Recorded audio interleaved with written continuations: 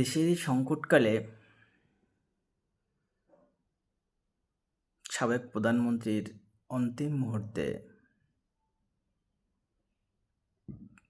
তারই সন্তান দলের ভারপ্রাপ্ত চেয়ারম্যান যখন দেশে আসতে পারেন না,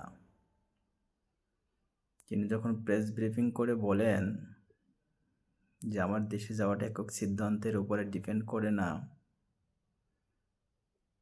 তখন তার আরও একটা বিষয় ক্লিয়ার করা উচিত, কে বা কারা তাকে দেশে আসতে দিচ্ছে না।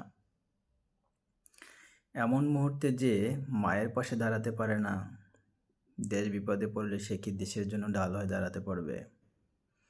সার্বভৌমত্বের যদি হুমকি আসে তখন সে কি দাঁড়াতে পারবে? অনেকগুলো ডট ডট ডট ডট প্রশ্নবোধক থাকে। শুধু ডট ডট প্রশ্নবোধকই না, সেই সাথে দেশের মানুষের সংখ্যাটাও আরও বৃদ্ধি হয়।